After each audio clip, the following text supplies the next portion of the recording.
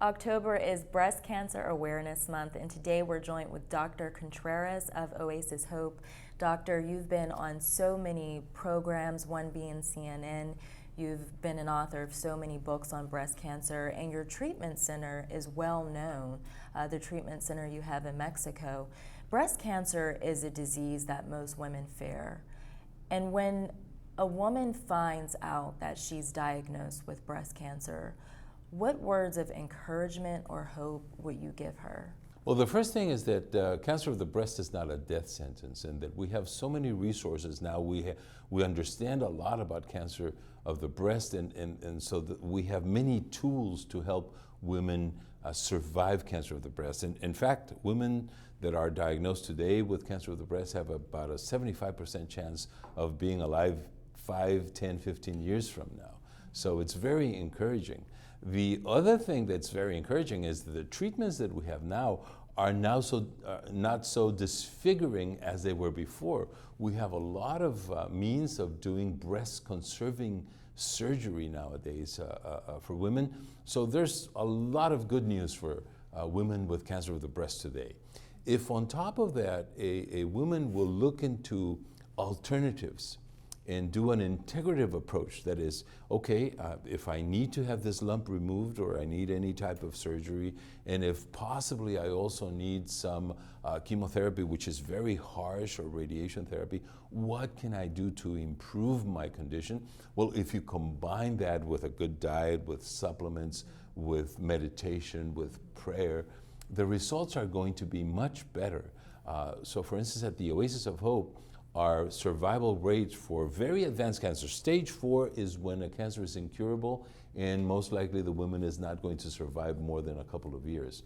Well, in those cases, our survival rates, 5-year survival rates, are 3 to 4 times better than with conventional therapy alone. Why? Because we integrate all of those elements that are going to be very good for women. So there's a tremendous amount of hope for women with cancer of the breast nowadays. That's good to know, because so many women need to know that there is encouragement, there is hope, and they need to know those statistics. Share with me a success story that you've had with Oasis of Hope with a woman who was diagnosed with breast cancer. As you probably know, Michelle, cancer of the breast is very dependent on your hormone environment. Mm-hmm. In fact, one of the main reasons for the development of cancer of the breast is the high consumption of foods that have estrogen in it.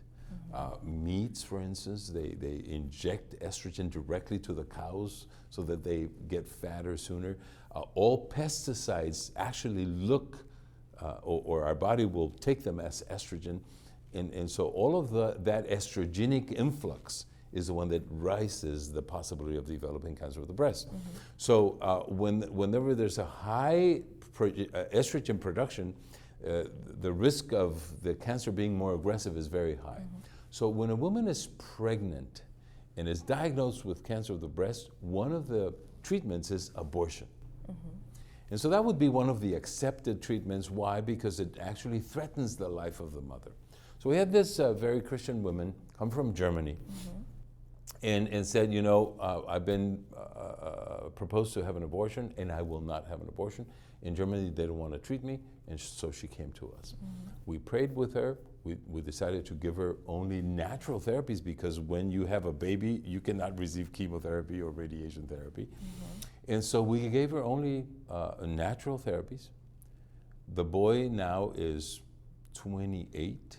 Has 2 children, so she has 2 grandchildren, completely free of cancer. I want to accept here before everybody that that's a miracle, okay? Because these cancers tend to be extremely aggressive. But what I can tell you also is that natural anti-tumor agents work. And it is amazing to me for people not to think that if God created us, that God didn't come up with a maintenance plan.